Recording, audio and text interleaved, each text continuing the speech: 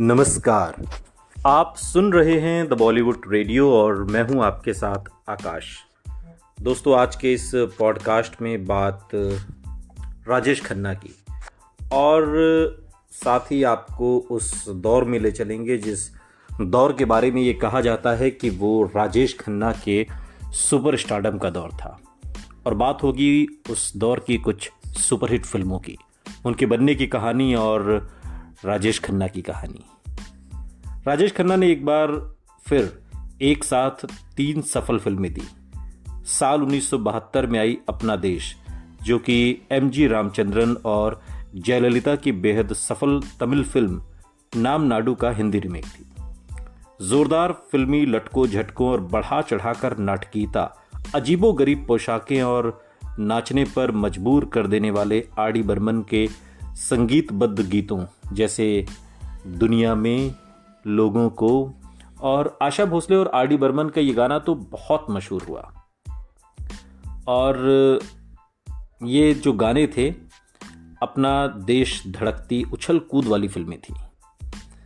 और अपना देश जो फिल्म आई थी राजेश खन्ना की उन फिल्मों में से थी जिन्होंने लगने के वक्त काफ़ी हलचल पैदा की, लेकिन कुछ ही सालों में वो भुला दी गई। लेकिन उनके गीत लोग आज भी नहीं भुला पाए। लेकिन इस दौर की अन्य कई सफल फिल्मों की तरह अपना देश में कुछ बातें ऐसी थी जो आगे चलकर सिर्फ फिल्म ही नहीं बल्कि उस दौर की भी प्रसिद्ध यादें बन गई। मंत्रमुग्ध कर देने वाले दुनिया में, लोगों को इस गाने में राजेश खन्ना और मुमताज़ बहुत भड़कीली रेशमी पोशाकें पहने और नकली बालों की विग लगाए जिन्हें देखकर सर्कस वाले भी शर्मा जाएं। अमीर धोखेबाजों का स्वांग भरकर खलनायकों की तिकड़ी ओम प्रकाश, मदनपुरी और कन्हैया लाल को उल्लू बनाते हैं। और ये तत्व आज के आइटम नंबर की शुरुआत माने जाते हैं। आज के दौर में जो आइटम नंबर होता है बॉलीवुड का खास मसाला जिसे दुनिया भर में पहचाना जाता है। और गाने के शुरू में ही आर डी बर्मन की गुर्राहट अब इस किस्म के सिनेमा के नमूने से कम नहीं। औसत के नियम ने आखिरकार राजेश खन्ना को पकड़ ही लिया। 1972 की उनकी शेष 6 फिल्में थीं दिल दौलत दुनिया, बावर्ची, मेरे जीवन साथी, जोरू का गुलाम, मालिक और शहजादा। मिली जुली असफल, बेहद असफल और सामान्य दर्जे की फिल्में थीं, लेकिन उनसे 2 साल पहले आने वाली फिल्मों के मुकाबले रखकर अगर उसे आंका जाए तो वो सारी पूरी तरीके से नाकामयाब फिल्में थीं। फिर भी जहां तक राजेश खन्ना के फिल्मों के चुनाव की बात थी, टिकट खिड़की पर असफल फिल्में उनके चुनाव में गलती साबित नहीं करती।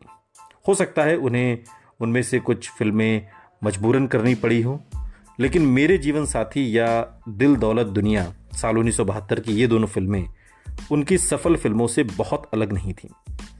कुछ हो जाने के बाद आने वाली समझ से बात करें तो ये साफ है कि जो सुखाभास राजेश खन्ना ने जगाया था वो हमेशा तो नहीं बना रह सकता था। उनके लिए जीत के दौर को बनाए रखना, पिछली उपलब्धियों को बनाए रखना और उससे भी अहम उनकी शोहरत का वही पागलपन पैदा कर देने वाला स्तर बनाए रखना नामुमकिन था। आज उन 6 फिल्मों में से ज़्यादातर औसत कमाई वाली फिल्में कहलाएंगी, लेकिन राजेश खन्ना ने सफलता की जो परिभाषा गढ़ी थी उससे वो बहुत कम रही। आनंद, हाथी मेरे साथी या अमर प्रेम और अपना देश के कुछ ही देर बाद आने वाली ये फिल्में निराशाजनक थीं और उस नींव को ही हिला दिया था जिस पर राजेश खन्ना का स्टारडम टिका हुआ था। जहां दिल दौलत दुनिया, मालिक और शहजादा लगभग भुला दी गई, वहीं साल 1972 की बावर्ची और मेरे जीवन साथी ने खुद ही राजेश खन्ना की प्रसिद्ध फिल्मों में जगह बना ली। आर डी बर्मन की जादू भरी धुनों पर तैयार किए गए मजरू सुल्तानपुरी के गीतों जैसे चला जाता हूँ किसी की धुन में, और ये किशोर कुमार का गाया हुआ गाना है, या फिर ओ मेरे दिल के चैन या दीवाना लेके आया है नजराना दिल का। ये इन सभी गीतों ने मेरे जीवन साथी की याद को लगातार ताज़ा बनाए रखने में मदद की। लोग भूल नहीं पाए इन फिल्मों को। एक बार फिर अगर पीछे नज़र डालते हुए इस फिल्म और 1972 की सारी असफल फिल्मों को बॉक्स ऑफिस पर हमेशा के राजेश खन्ना के नाम के तूफान के अंत की शुरुआत की तरह देखा जा सकता है। बहुत बढ़िया संगीत और खासकर राजेश खन्ना अंदाज वाली ये फिल्म हर लिहाज से निश्चित सफलता होनी चाहिए थी, मिलनी चाहिए थी इसे। इसके गीत उस वक्त के कायदे के मुताबिक फिल्म से पहले रिलीज कर दिए गए थे और फिल्म के प्रचार में उनका जो ऐलान था वो अगले ब्लॉकबस्टर के रूप में किया गया था और इसकी असफलता ने फिल्म जगत और राजेश खन्ना दोनों को हिला दिया था।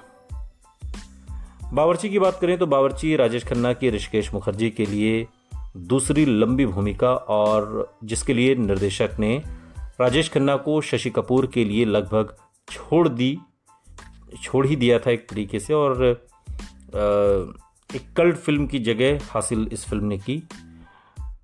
ऋषिकेश मुखर्जी ने पिंटू बाबा, मुखर्जी का खन्ना के लिए प्यार का नाम था, और से कहा कि फिल्म का बजट उनका खर्च नहीं उठा सकता। तो राजेश खन्ना ने न सुनने को, चूंकि वो तैयार नहीं थे, और ऋषिकेश मुखर्जी से उतना ही देने को कह दिया जितना उन्हें सही लगे। यानी कि जो मार्केट प्राइस था राजेश खन्ना का बावर्ची के लिए, उससे उन्होंने कम कीमत में काम किया। तो पहल तो बावर्ची ज़्यादा नहीं चली, लेकिन समय के साथ एक क्लासिक मानी जाने लगी। मिले जुले अभिनेताओं के समूह और सीधी सादी कहानी वाली फिल्म में खुशकिस्मती से राजेश खन्ना, A.K. हंगल, दुर्गा खोटे, उषा किरण, काली बनर्जी, हरेंद्र नाथ चट्टोपाध्याय, असरानी और पेंटल, जो एक मनमोहक अतिथि भूमिका में हैं, का किरदार बहुत ही जानदार है। पर्दे पर इन किरदारों का दोस्ताना बावर्ची को एक सुखद अनुभव बनाता है और आनंद के आनंद सहगल की तरह बावर्ची का रघु भी खुशी बांटता चलता है और बदले में बगैर कुछ चाहे। राजेश खन्ना का रघु भी आनंद का ही दूसरा रूप है जो आशा जगाता है और शायद इसलिए बावर्ची को आनंद के साथ ही याद किया जाता है। अब यह बदकिस्मती रही कि अच्छे अभिनेताओं और मजाकिया पटकथा के बावजूद जोरू का गुलाम साल 1972 की एक और मामूली फिल्म साबित हुई। आज दोबारा फिल्म की चर्चा करें तो एक अच्छी खासी मनोरंजक पटकथा सामने आती है और कहा जा सकता है कि उसने साल 2010 में जो हाउसफुल आई थी उसकी प्रेरणा दी है, जिसमें विडंबना से राजेश खन्ना के जमाई अक्षय कुमार ही थे, लेकिन अपने समय में जोरू का गुलाम एक औसत फिल्म से कमतर रही और दो और असफलताओं, मालिक और शहजादा, 7 साल पूरा करने के बाद राजेश खन्ना उस सुपरस्टार से जिसने लगातार 15 हिट फिल्में दी थी, ऐसे अभिनेता बन गए जिसने लगातार 6 असफल फिल्में दी। अगर कोई और अभिनेता होता तो वर्ष की पहली 3 फिल्मों की सफलता उसकी बाद वाली 6 असफल फिल्मों को ढक लेती, लेकिन राजेश खन्ना कोई और अभिनेता तो थे नहीं। अपने को औरों से बेहतर समझने वाले राजेश खन्ना इतने ज़्यादा आम इंसान लगने लगे जितना वो कभी पसंद नहीं करते। उनकी कामयाबी की तरह उनकी नाकामयाबी को भी ऐसी समझा जाने लगा कि जैसे पहले कभी किसी ने देखी ही ना हो। जब से राजेश खन्ना फिल्म जगत में आए थे, किसी अभिनेता ने उनके स्टारडम को गंभीर चुनौती नहीं दी थी। 3 सालों में उनकी असाधारण सफलता के दौरान उन्होंने देवानंद, राज कपूर, दिलीप कुमार के दौर का निश्चित अंत कर दिया था और जितेंद्र जैसे अभिनेताओं जिन्होंने उनके साथ ही शुरुआत की थी कि अभी उड़ान भरने वाले करियर का सफाया कर दिया था। जॉनी मेरा नाम 1970, हरे रामा हरे कृष्णा 1971 में देवानंद को छोड़कर धर्मेंद्र और मनोज कुमार ही वो सितारे थे जिन्हें राजेश खन्ना के उत्थान के दौरान कुछ सफलता मिली। हालांकि उन्हें कभी राजेश खन्ना के लिए चुनौती के रूप में देखा भी नहीं गया और दोनों ने ही उनको बिल्कुल 2 अलग अलग मोर्चों पर नाराज किया। हो सकता है धर्मेंद्र की फिल्में उतनी बड़ी सफलताएं ना हासिल की हों जितनी राजेश खन्ना की थी, लेकिन वो ज़्यादा स्थिर रहे और 1972 में उनकी 3 फिल्में सीता और गीता, राजा जानी और समाधि उस साल की चोटी की सफल फिल्मों में रहीं। दूसरी ओर मनोज कुमार ने बेईमान की साल 1972 के लिए और वो उस साल की श्रेष्ठतम अभिनेता के पुरस्कार को आसानी से उन्होंने जीता भी और एक तरीके से वो उस वर्ष के लिए अच्छी फिल्म साबित हुई। और ठीक राजेश खन्ना की नाक के नीचे से ही उन्होंने ये फिल्म इतनी शानदार तरीके से निकाली। दूसरी बात यह है कि बेईमान ने जो फिल्म फेयर पुरस्कार हासिल किए संगीत के लिए भी, ऐसे वर्ष में जिसमें पाकीज़ा रिलीज हुई थी और जब अमर प्रेम जैसी फिल्में भी दौड़ में थीं, उनसे एक बहुत बड़ा विवाद खड़ा हो गया और प्राण ने फिल्म के लिए पुरस्कार लेने से इनकार कर दिया। पाकीज़ा में गुलाम मोहम्मद के संगीत को नज़रअंदाज किए जाने के विरोध में प्राण साहब ने फिल्म फेयर पुरस्कार लेने से मना कर दिया। उनकी बढ़िया अदायगी में से एक अमर प्रेम में अदाकारी के लिए राजेश खन्ना को इनाम का मतलब होता कि चाहे टिकट खिड़की पर उनकी कामयाबी लड़खड़ाने लगी थी, फिर भी सब कुछ अभी खत्म नहीं हुआ था। ये पहचान उन्हें वो सराहना दिला देती जिसके लिए वो बेताब थे। उन दिनों फिल्म फेयर पुरस्कार के विजेताओं को पहले ही इत्तला दे दी जाती थी और राजेश खन्ना को मालूम हो गया था कि मनोज कुमार ने उन्हें पछाड़ दिया था। बेहद नाराज राजेश खन्ना ने इस जश्न को बिगाड़ने का ऐसा तरीका सोचा जिसे कोई भुला नहीं सकता। मशहूर है कि उन्होंने अपने स्टाफ से एक पार्टी का इंतजाम करने और पूरे फिल्म जगत को आशीर्वाद में आमंत्रित करने को कहा, ठीक उस समय जब फिल्म फेयर पुरस्कार शुरू होने वाले थे। अब खबर जंगल की आग की तरह फैल गई और शाम से पहले ही ये साफ हो गया कि ज़्यादातर लोगों ने फिल्म फेयर के आसमान को छोड़कर उस आसमान में चमकने का फैसला कर लिया जो अभी से सबसे रोशन था। पहले तो पत्रिका ने इस खबर पर ज़्यादा गौर नहीं किया, लेकिन एक बार ये जाहिर हो गया कि राजेश खन्ना झांसा नहीं दे रहे थे तो घबराहट शुरू हो गई। 2 दशक पहले हुई शुरुआत के बाद पहली बार पुरस्कार खतरे में थे और वो भी बहुत नामुमकिन सी दिशा में। पत्रिका के आला अफसरों ने वक्त रहते राजेश खन्ना को पार्टी रद्द करने के लिए मना लिया और राजेश खन्ना ने समारोह में भी अपनी उदासीन सी मौजूदगी दर्ज कराई, ऊपर से शांत लगने और ये दिखाने जैसे कुछ हुआ ही ना हो।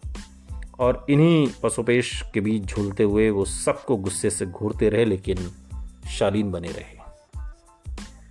जब तक साल 1972 खत्म हुआ, राजेश खन्ना ये मान सकते थे कि सबसे बुरा वक्त बीत चुका था। उन्हें पलक झपकते ही सफलता मिल गई थी और अब वो उसी तेज रफ्तार से उन्हें छोड़ने को भी तैयार थी। राजेश खन्ना की असफल फिल्में गिनती में सफल फिल्मों से ज्यादा हो रही थी, लेकिन उन्हें सबसे बड़ा आघात इस बात ने नहीं पहुंचाया था। जल्दी वो मुकाम आने वाला था जब उनकी असफलताएं उन्हें उतनी चोट नहीं पहुंचाने वाली थी जितनी दूसरी असफलताएं। एक व्यक्ति जिसको उन्होंने नाचीज समझकर झटक दिया था, यानी कि अमिताभ बच्चन, और वो 2 लोग जिनकी उन्होंने वास्तव में कदर नहीं की थी और नाराज कर दिया था, यानी कि सलीम जावेद, जल्दी ही वो बदलाव बनाने वाले थे जिसे हिंदी सिनेमा अपनाने वाला था। कोई कल्पना भी नहीं कर सकता था कि राजेश खन्ना के लिए सब कुछ इतना ज़्यादा बदल जाएगा, लेकिन हिंदी सिनेमा के पहले सुपरस्टार का नीचे गिरना आरंभ हो चुका था और अभी वो सिर्फ 30 साल के थे। सुनते रहिए द बॉलीवुड रेडियो, सुनता है सारा इंडिया।